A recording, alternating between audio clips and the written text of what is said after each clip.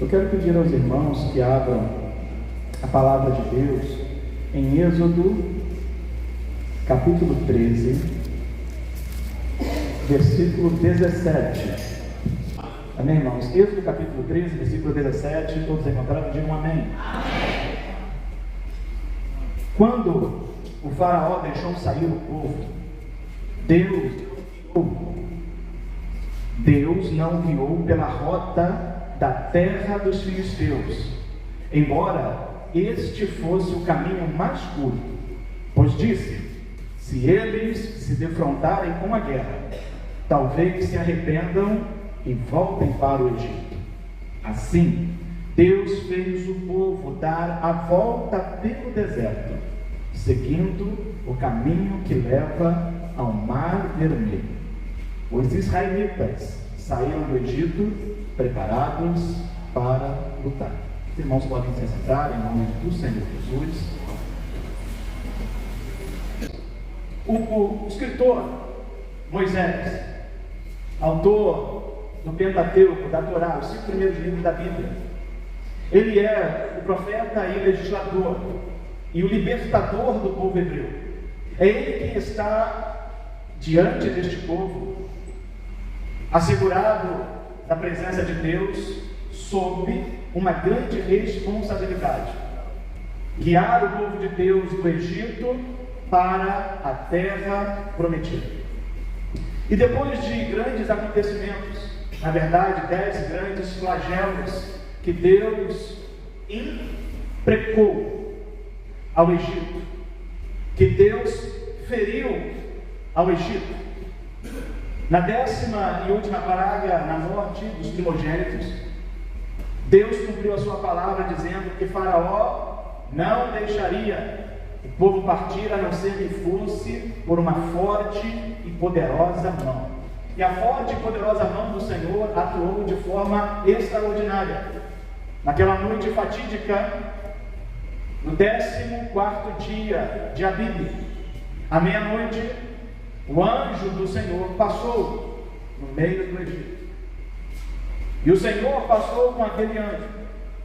E aonde havia a marca do sangue, aquele anjo saltava as casas. Por isso o nome Páscoa, ou Pêssah, que significa saltar por cima. E aqueles egípcios foram feridos nos seus primogênitos, desde o monarca até aos animais dentro das casas. Todos os primogênitos morreram, em todos os lugares do Egito. Mas em Israel não houve choro, não houve pranto. O povo foi preservado por causa da fé no sangue do Cordeiro, por causa da obediência na palavra de Deus.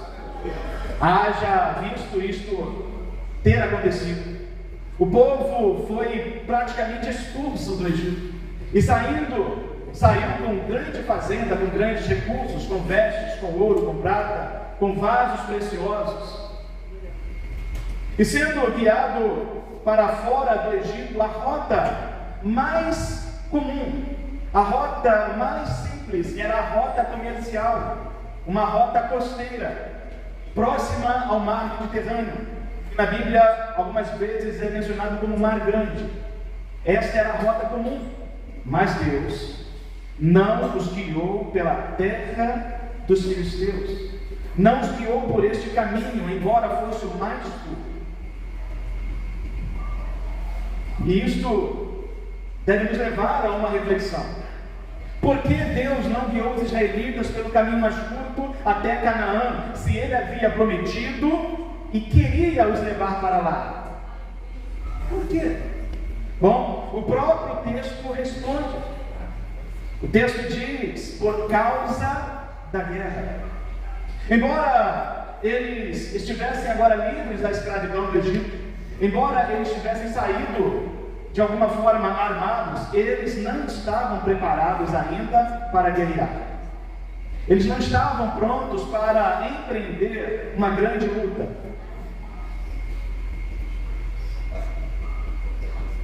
E isto faria com que eles perdessem o ânimo, a coragem, e quisessem ou queressem voltar ao Egito. Eles eram recém-libertos. Eles não estavam preparados para lutar e nem para possuir a terra prometida, porque eles ainda precisariam ser instruídos, disciplinados e provados. A aplicação básica para este texto, contextualizando conosco hoje, se dá de duas maneiras. A primeira é aos crentes recém-convertidos. Os crentes recém-convertidos não podem ser colocados em lugares de grandes responsabilidades.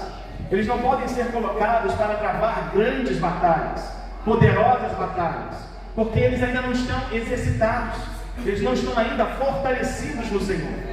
E acontece que muitas pessoas então despreparadas se metem em lutas que não podem vencer, e assim acabam se frustrando e se perdendo no caminho. E muitos voltam para o Egito. O Egito é o símbolo do mundo. O Egito é o símbolo da antiga vida, da escravidão. A segunda maneira de se aplicar é aos crentes já experientes, que já possuem algum ministério. Então não se engane, não é somente aos recém-convertidos que isso diz respeito, mas diz também respeito a nós, que já temos alguma experiência com Deus. Alguns mesmos de nós já desempenham funções, ministérios na igreja. Deus tem grandes promessas, grandes bênçãos para nós, mas o caminho que nos levará até elas não será o caminho convencional.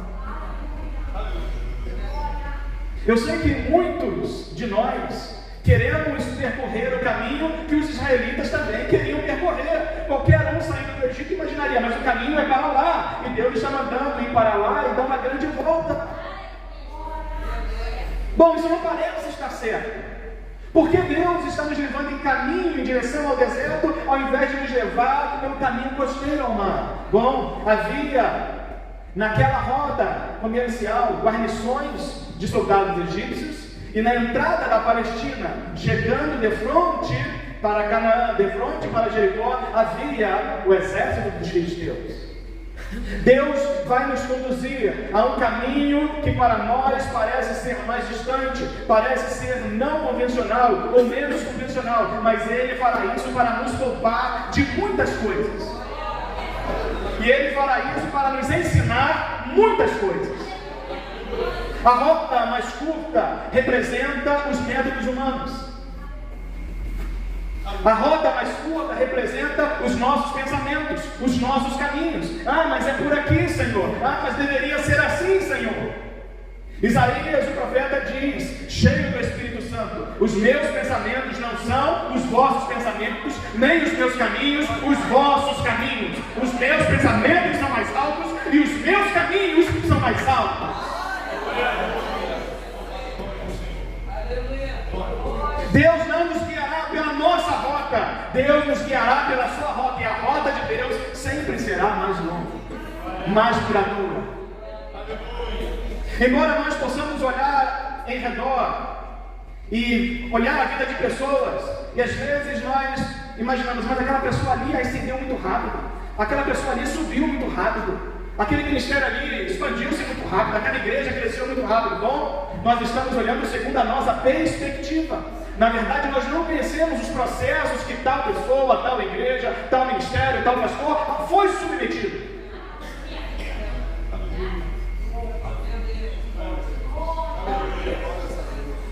Há uma menina agora que está fazendo muito sucesso, a Maria Marçal, muito sucesso. Adolescente, deve ter 13 anos, 12 ou 13 anos. Mas até alguns meses atrás, quem era esta menina? Estava no anonimato. E aí ela vai contar o testemunho dela, as crises que ela passou já novinha, crente, não tendo nada em casa, e acho que parece que ela compôs a música. E aí Deus solta o nome. Deus eleva, Deus eleva. Mas o que para nós foi assim, da noite para o dia, para ela, para os pais, levou-se algum tempo. Foi uma longa e dura provação. A rota mais longa representa os métodos de Deus, o processo, o crescimento, o processo que nos leva à maturidade. O povo de Israel não estava preparado para tomar posse da terra prometida, como muitos irmãos e irmãs não estão ainda preparados para tomar tomar posse da promessa que Deus lhes fez. Alguns Deus prometeu ministério, alguns Deus prometeu algumas bênçãos materiais, algumas coisas, sabe, relacionadas à sua vida profissional, mas que ainda não chegaram, e nós ficamos confundidos, ficamos ansiosos, ficamos consternados. Mas se ainda não chegou, é porque ainda não estamos preparados para adquirir a promessa. Glória. Então Deus, Ele nos conduz por uma rota, um caminho mais longo, mais distante. Quem olha para quem está indo pelo caminho mais distante, imagina, não vai chegar a lugar algum, está perdido, está perdida. Veja, as pessoas olham para nós e não veem qualquer sombra de sucesso, não veem qualquer sombra de exaltação, mas não se preocupe, nós estamos na rota de Deus. Nós estamos no método de Deus. Nós estamos no processo do Senhor. Métodos humanos são insatisfatórios. Promoções humanas são insatisfatórias. Mas o método de Deus, ele é satisfatório. A promoção de Deus, ela é suficiente. Essa roda longa pelo deserto, ela representa os vários processos, as várias provações, as várias aflições que nós percorreremos em nossa caminhada. Israel ainda era menino. O profeta Oséias, no capítulo 11, no versículo 1, diz: quando Israel era menino.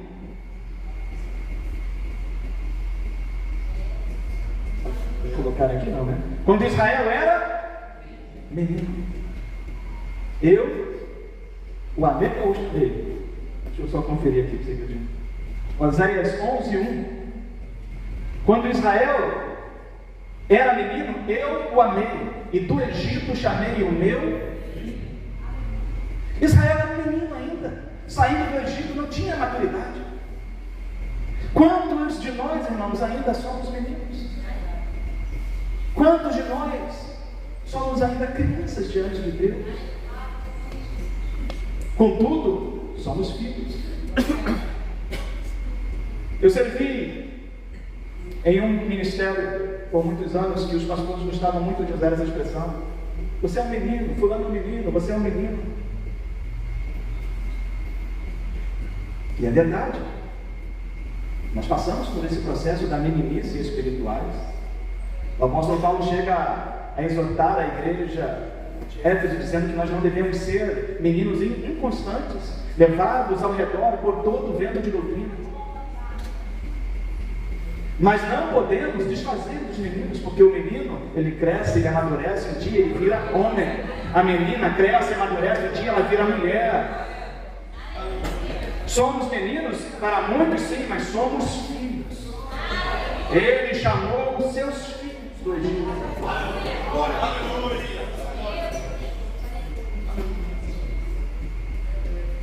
Com relação a isso, o apóstolo Paulo fala sobre 3 comportamentos de menino.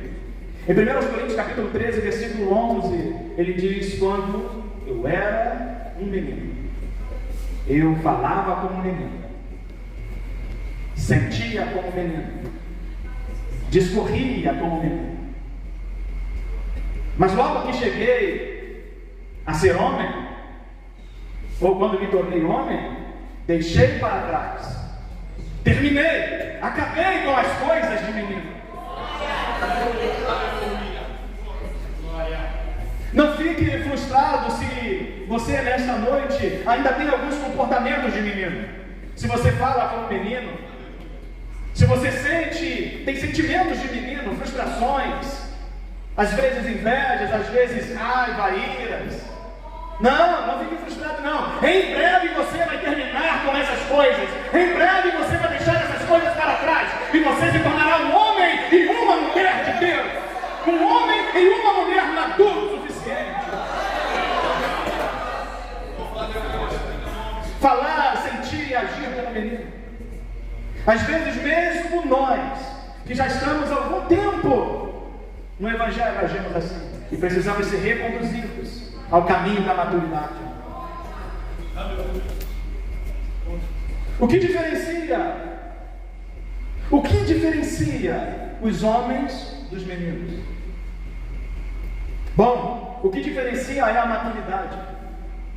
É de senso comum, majoritário, que as mulheres amadurecem 3, 4, às vezes 5 anos mais rápido do que os homens. Isso se dá essencialmente no período da adolescência e juventude. Enquanto as moças, elas alcançam, principalmente nos dias de hoje, alcançam a puberdade mais cedo do que os rapazes. Então isso leva as moças a adquirirem um comportamento mais maduro do que os rapazes. Nós encontramos às vezes, meninas com 14, 15 anos, mais maduras do que meninos com 14, 15 anos. Pelo menos, na época em que eu era rapazinho, que eu tinha uns 14, 15 anos, eu queria namorar uma menina de 14, 15. E ela achava eu uma criança. E a menina de 14, 15 tinha a mesma idade que eu, queria namorar com um rapaz de 17, de 18. Por quê? Porque ela, na mentalidade dela, estava empatando com aquele rapaz mais velho. Eu sei que os tempos são outros, mas algumas coisas ainda permanecem. A maturidade, ela se reflete no desenvolvimento da inteligência, das emoções e da espiritualidade. Ela se reflete no crescimento saudável, na capacidade ou responsabilidade em face dos diversos problemas. Nós sabemos quando uma pessoa tem alcançado a maturidade, quando ela sabe lidar com os problemas que lhe sobrevêm. Os desafios, no elevado grau de prudência e cuidado, na mudança da alimentação. Note bem, todas essas coisas e outras mais refletem um crescimento, um desenvolvimento, um amadurecimento. Mas por último eu deixei aquele que é retratado na palavra de Deus, que é a alimentação. E com respeito à alimentação, o apóstolo Paulo, escrevendo à igreja que estava em Corinto, na sua primeira epístola, no capítulo 3, no versículo 1, o apóstolo Paulo disse as seguintes palavras: irmãos, não lhes pude falar como a espirituais, mas como a carnais, como a crianças em Cristo. Como a crianças em Cristo. A palavra grega aqui é para meninos, pessoas que estão ainda na infância. Dei-lhes leite e não alimento sólido, pois vocês não estavam em condições de recebê-lo. Veja como a mudança no alimento reflete também a nossa maturidade. Existem situações e momentos que o pastor não pode usar de uma palavra tão robusta, tão dura, porque se ele assim fizer, de acordo com a pessoa a quem ele está se dirigindo, ao invés de edificar aquela vida, ele irá arruinar aquela vida. E isso se dá para qualquer relacionamento interpessoal dentro da igreja. Existem pessoas que estão prontas para ouvir uma bronca de púlpito, mas existem pessoas que não estão prontas.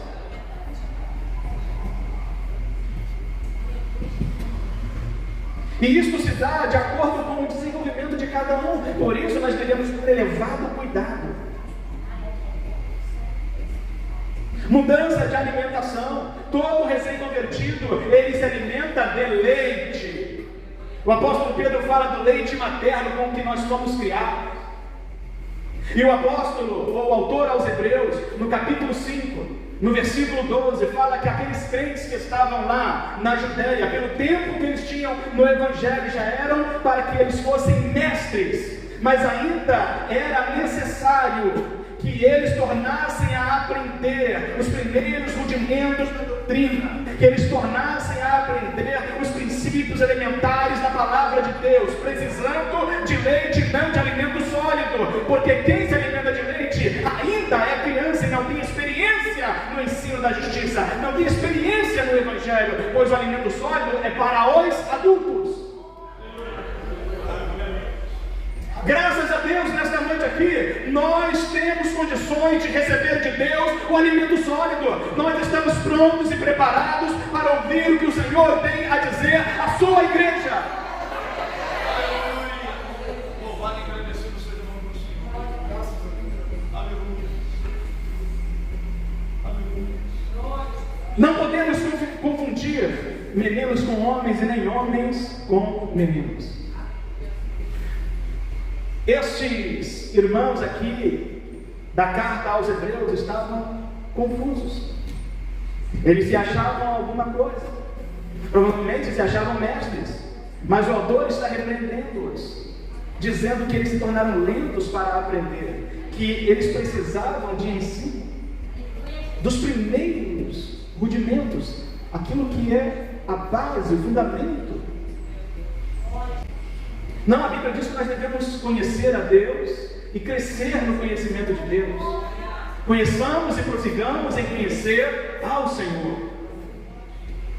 O próprio João Batista crescia, o próprio Senhor Jesus Cristo crescia. Ambos cresciam em estatura, mas cresciam também em sabedoria e em graça diante de Deus e dos homens.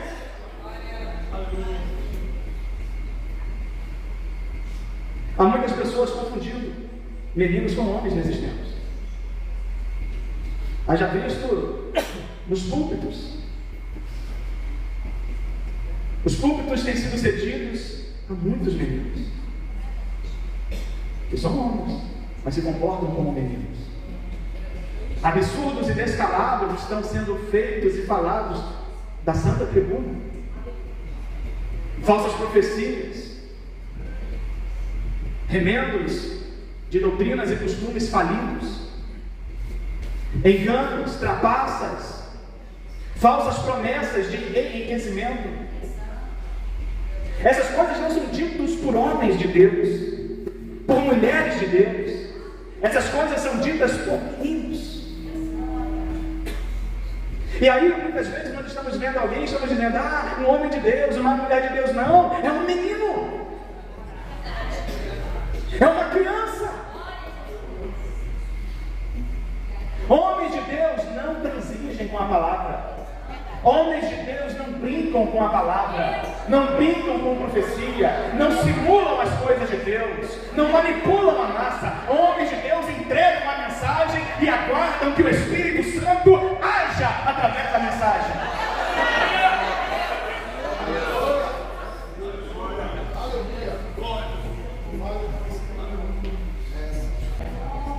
Mas pasmem, meus irmãos, as pessoas têm milhares de seguidores.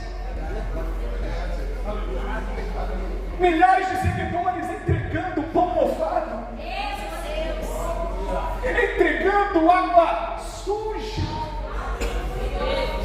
Por que isso, irmãos? Porque está escrito que nos últimos dias os homens teriam comichões nos seus ouvidos e procurariam para si mestres segundo as suas próprias concupiscências, ou seja, os seus próprios desejos carnais. Eles se fartariam de tais palavras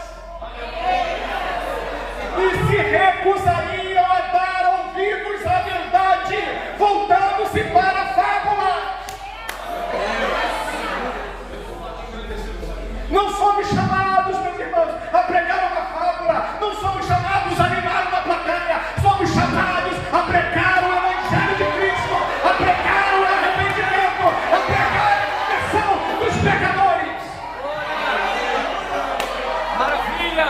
Somos chamados não para encher o altar de Deus de risos e gargalhadas, mas encher de lágrimas.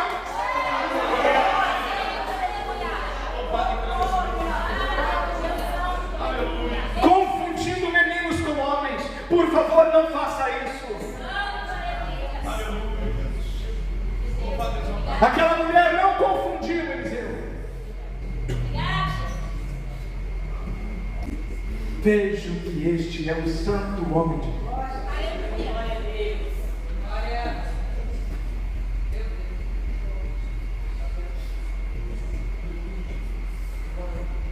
Confundindo homens com meninos.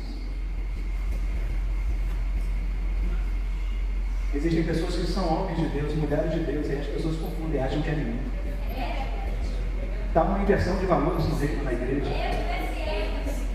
Quem não é chamado pelo Senhor está sendo promovido ao lugar de quem é. E quem não é está sendo rebaixado. Está sendo preterido. Por muitos motivos.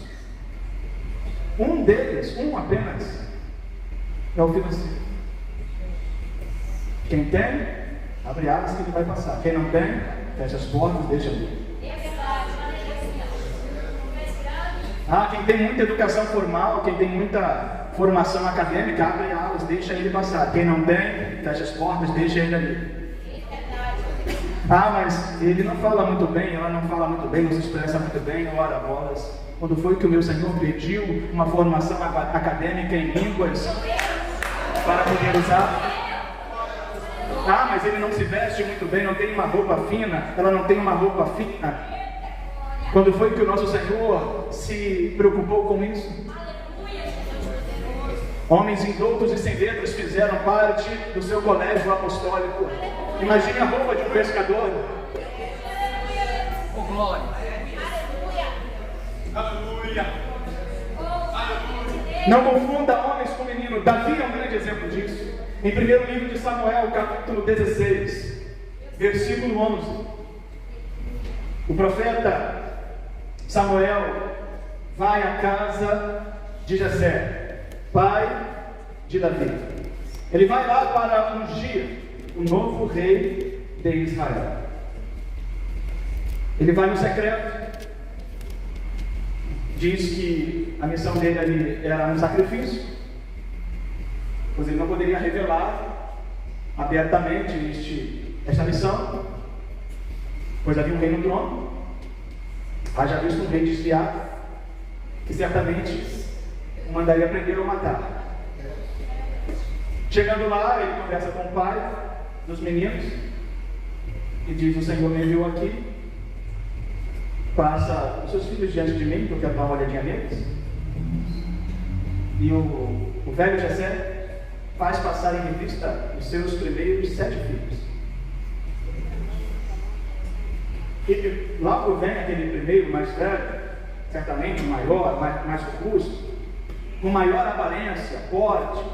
E o velho Samuel diz: certamente está diante de mim um ungido do Senhor. E o Senhor diz: não olhes para a aparência disso, tenho rejeitado. Aleluia! A gente está confundindo, irmãos, nós estamos olhando para a aparência. Estamos rejeitando quem Deus aprova e aprovando quem Deus rejeita.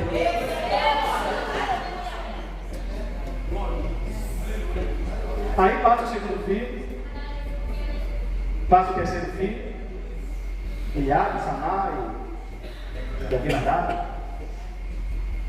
E os 3 primeiros são os 3 que depois vão à guerra. E o Senhor disse: não são esses. Não olhes para a sua aparência, Samuel. E passaram-se os demais filhos, completaram os 7, e ele disse: nenhum desses tem escolhido. E Samuel ficou coçando a cabeça, né? Porque o Senhor me enviou aqui, a voz de Deus é muito clara. Bom, tem que ter alguém aqui. Então ele faz a grande pergunta: acabaram-se os mancebos, na versão mais conservadora? Acabaram-se os jovens? Na minha versão, diz: estes são todos os filhos que você tem? E o Jessé respondeu: não, ainda tenho o caçula. A minha versão diz: ainda tenho o caçula. Eu fui pesquisar na língua original os significados, as possibilidades dessa palavra caçula, e diz: o mais insignificante, o menos importante. Tem alguém aqui assim esta noite? Diga glória a Deus. Eu sou o mais insignificante na casa de Jessé. Eu sou o caçula da casa de Jessé. Há alguém aqui que é o insignificante na casa de Jessé? Oh, aleluia! Oh, glória a Deus! Porque se você é este, Jesus vai te exaltar. Que bom ser preterido pelos homens. Que bom ser esquecido pelos homens. Contudo, não seremos jamais preteridos e esquecidos por Deus. Ainda tem mais caçula. Ele está no campo cuidando das ovelhas. Samuel disse: traga-o aqui. Não nos assentaremos para comer enquanto ele não chegar. Jessé mandou chamá-lo e ele veio. Ele era ruivo, de belos olhos, de boa aparência. Então o Senhor disse a Samuel: é este, levante-se e unja-o. Glória a Deus.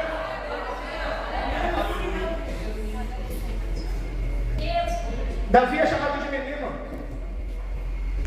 No versículo 17, e 18, na verdade ele é chamado de homem, no versículo 17 e 18 do capítulo 16, está escrito assim: Saul respondeu aos que o serviam: encontre alguém que toque bem e tragam-no até aqui. Mas na versão corrigida diz: tragam-me um homem.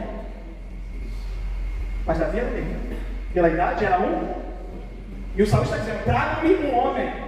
Agora escute o que faz bem ter amigos sinceros e verdadeiros.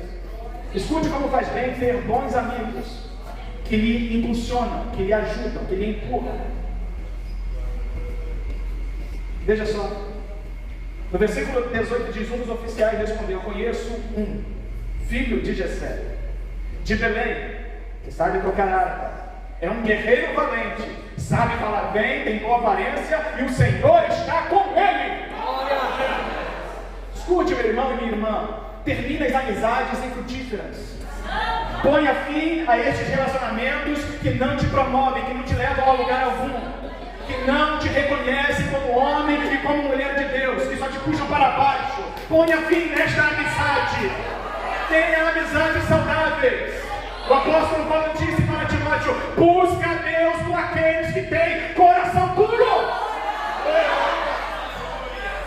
Davi tinha um amigo sincero, alguém que o queria ver bem, e ele disse coisas boas de Davi. Por fim disse: o Senhor está com ele, porque ele viu a unção de Deus sobre a vida de Davi. Depois que Samuel derramou aquele chifre de azeite, a Bíblia diz que o Espírito do Senhor se apoderou de Davi, como se apoderará de ti nessa noite.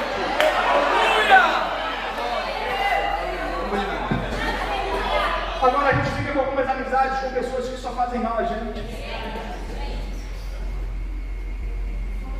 Trago na minha vida experiências um tanto tristes, amargas, que me servem hoje de ensino e consolo, mas por muitos anos, preterido, chamado de menino.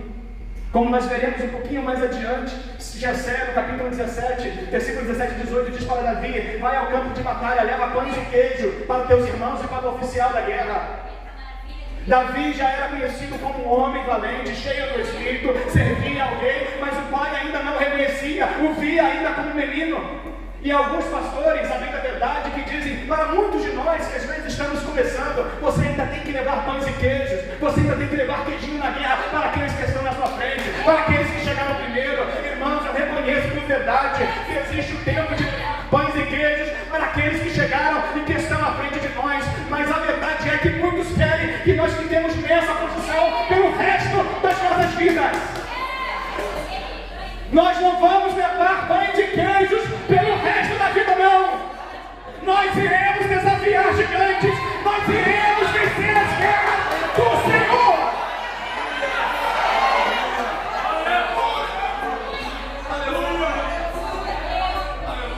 Então eu falo isso com a intenção de lhe humilhar, de lhe fazer sentir menor do que você já é. Homens maus.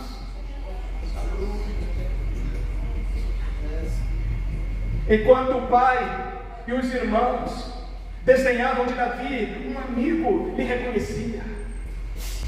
Escute uma coisa: se você está em uma igreja, falo isso hipoteticamente, não referindo-se aqui, embora também haja pessoas de outras igrejas aqui, outras congregações, ministérios, mas se vocês têm uma igreja que a pessoa, o líder, não lhe reconhece, não lhe valoriza, não tome o seu tempo neste lugar, não gaste a sua vida ali, porque depois você irá se arrepender pelos anos perdidos.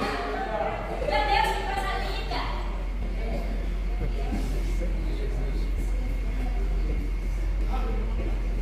Gaste o seu tempo, valorize aquele que te valoriza, aquele que acredita em você, que investe em você, que vai lhe doutrinar, vai aparar as suas arestas, mas vai mostrar com ações que te ama.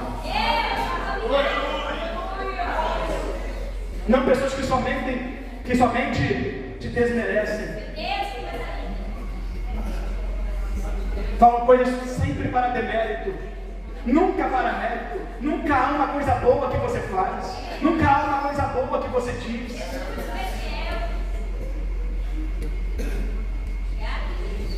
Davi foi à guerra e levou pães e queijos. E glória a Deus por levarmos pães e queijos.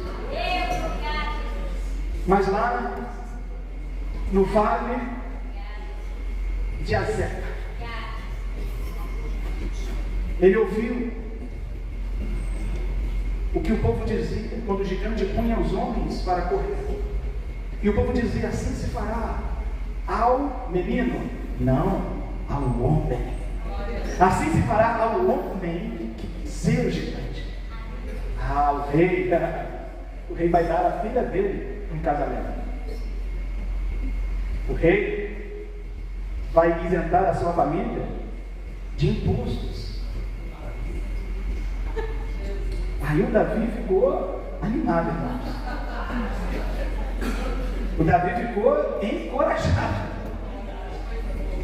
Versículo 26, Davi perguntou aos soldados que estavam ao seu lado: o que receberá o homem que matar esse filisteu e salvar a honra de Israel? Quem é este filisteu incircunciso para desafiar os exércitos do Deus vivo? Versículos 32 e 33. Saul respondeu: você não tem condições de lutar contra este filisteu, você é apenas um rapaz. Ele é um guerreiro desde a mocidade. Outra versão diz: você é apenas um moço. É a mesma palavra para menino. Você é apenas uma criança comparado a este gigante. Não podes lutar contra ele. Então, mostrar que ele não era um moço, um rapaz, um menino despreparado. Ele vai dizer: rei, teu servo toma conta das ovelhas de seu pai. E quando aparece um leão ou um urso e leva uma ovelha do rebanho, eu vou atrás dele, dou-lhe golpes e livro a ovelha de sua boca. Quando ele se vira contra mim, eu pego pela chupa e lhe dou golpes até matá-lo. Teu servo pôde matar um leão e um urso. Esse filisteu incircunciso será como um deles, pois desafiou os exércitos do Deus vivo. E o Senhor que me livrou das garras do leão e das garras do urso, me livrará das mãos desse filisteu. Saúl disse: vai, meu filho, e o Senhor seja contigo. O que prova que nós já não somos mais meninos são as batalhas que nós travamos em secreto com Deus. Então eu não sei das batalhas que você trava em secreto com Deus. Você não sabe das batalhas que eu travo, mas Deus sabe. E na hora certa, na hora exata, Deus pega essas batalhas que você travou em secreto e venceu. Deus traz a lume e coloca aos olhos de a quem é de respeito para te exaltar.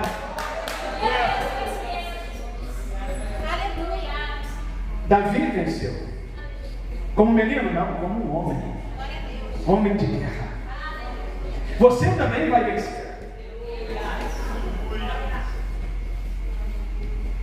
Davi era menino na aparência, mas homem no coração. Em Atos capítulo 13, versículo 22, o apóstolo Paulo, pregando em um dos seus sermões, disse a respeito de Davi, repetindo as palavras de Samuel: achei a Davi. Menino? Não. Homem, segundo o meu coração, que executará toda a minha vontade. Existem Davis de Deus aqui esta noite para executar a vontade de Deus. Será que Deus irá achar alguns aqui nessas primeiras para fazer a sua vontade? Diga aleluia, diga glória a Deus, diga eis-me aqui, Senhor. Nos tempos do profeta Ezequiel, os olhos de Deus percorreram a terra. Ele disse: busquei dentre eles um homem, alguém que estivesse na brecha e tapasse o muro, mas a ninguém achei. Bom, isso não se repetirá esta noite, porque os olhos de Deus irão encontrar alguém aqui esta noite.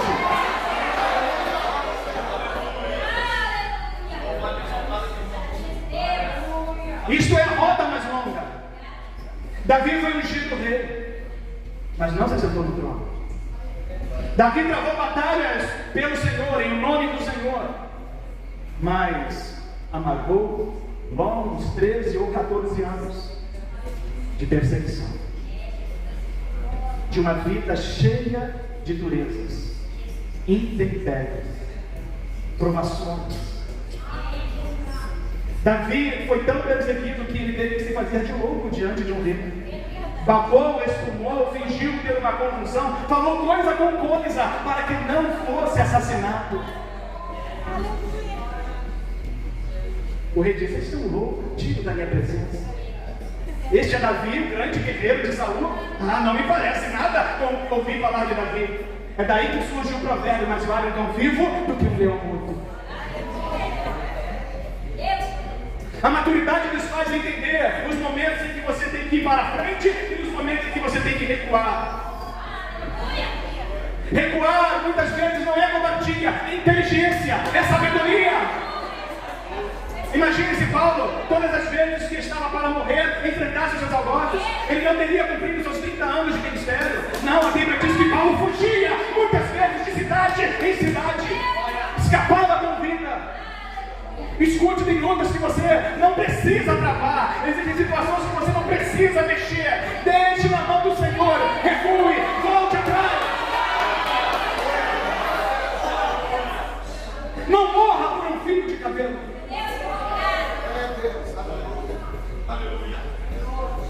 A rota é mais longa, é o processo de instrução, disciplina e provação. A rota é longa, porém tem limites, não durará para sempre. Entenda, a rota é longa sim, mas ela tem um tempo de duração. A provação não dura para sempre. A noite tem fim. O choro não dura para sempre. O choro tem fim.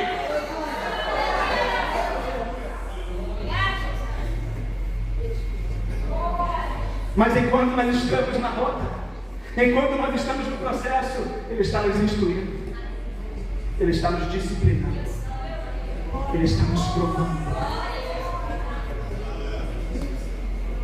Bom, quem nós gostaríamos de ouvir? Um homem que tem muitas experiências com Deus, que passou pelas mais duras provações, ou por um homem que nada passou na vida, nada tem a me ensinar, porque nada sofreu? Você e eu não entendemos as provações que passamos. Não passamos somente por causa de nós, passamos por causa dos outros que irão nos ouvir. Quero finalizar falando sobre os benefícios da aprovação. Em primeiro lugar, em Deuteronômio 8, versículos 1 a 5, a aprovação ela produz obediência, humildade e dependência.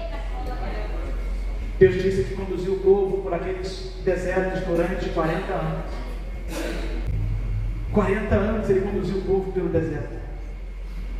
E Ele diz por que Ele fez isso. Vejamos então.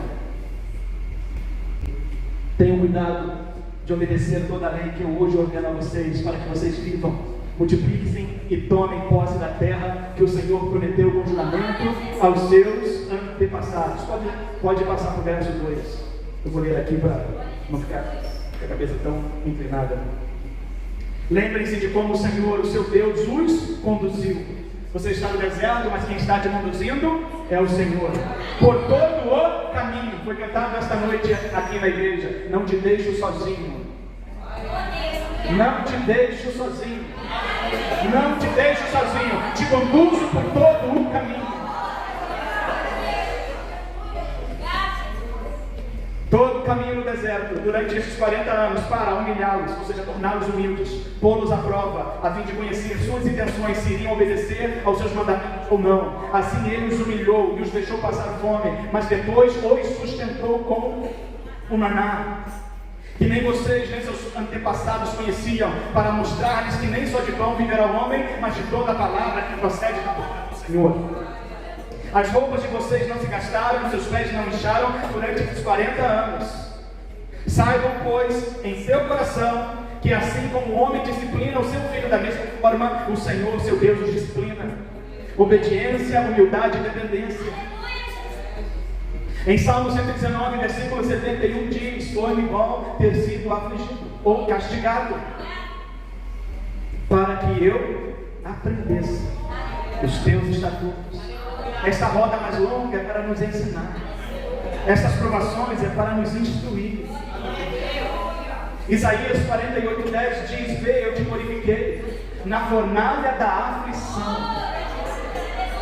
Às vezes nós nos sentimos assim, parece que estamos sendo jogados em uma fornalha. E o processo do refinamento na fornalha é um processo muito doloroso, porque ele não acontece uma única vez, ele acontece repetidas vezes. E o metal é submetido àquele processo de derretimento várias vezes. e ele é colhido e é jogado em uma água fria, e o metal, quando ele entra em contato com aquela água, ele faz um barulho estridente, como de um animal que está gemendo. Isso acontece conosco. Deus nos coloca em provações, nos tira de provações, coloca em provações, nos tira de provações, e quando ele faz isso conosco, vez por outra, nós gememos. Mas Ele está nos purificando, Ele está te purificando, Ele está tirando algumas coisas que não podem permanecer na sua vida.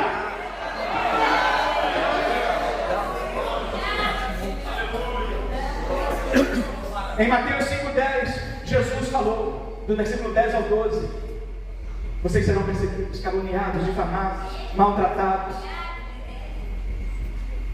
mas alegrai-vos, exultai-vos, porque é grande o vosso galardão nos céus, a vossa recompensa. Benefícios da aprovação, a aflição produz grande recompensa, grande galardão. O apóstolo Paulo disse que a glória que em nós há de se revelar não pode se comparar com as tribulações, com as momentâneas aflições desta vida.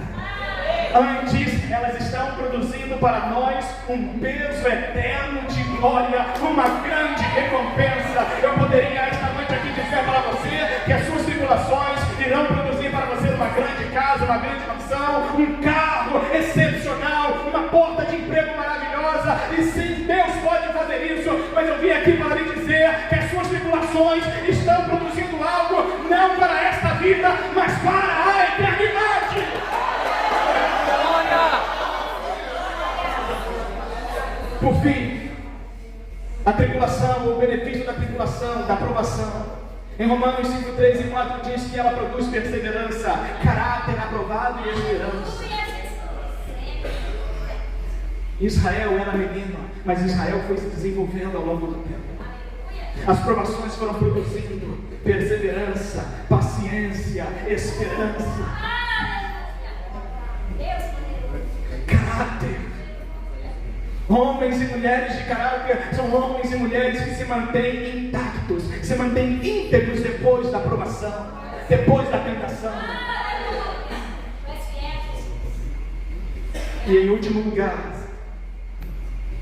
a aprovação produz em nós renovação e glória eterna.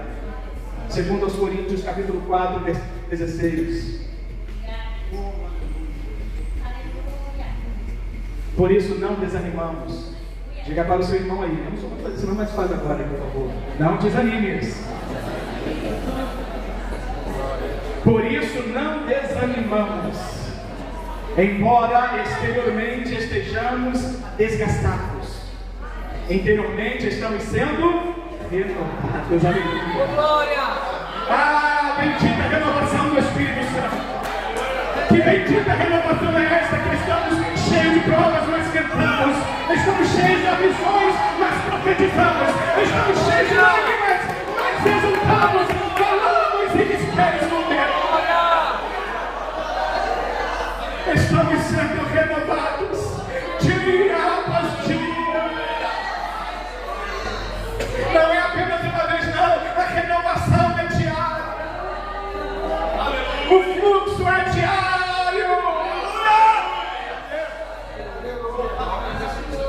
Há um rio cujas correntes, as correntes do fluxo é diário, alegram a cidade de Deus. Você é a cidade de Deus. Eu sou a cidade de Deus. O rio é o Espírito de Deus que renova a nossa alegria. Receba a renovação do Espírito Santo.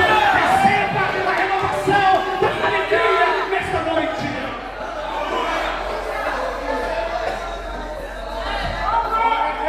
Pois os nossos leves, os nossos sofrimentos leves e momentâneos estão produzindo para nós uma glória eterna que pesa mais do que todos eles.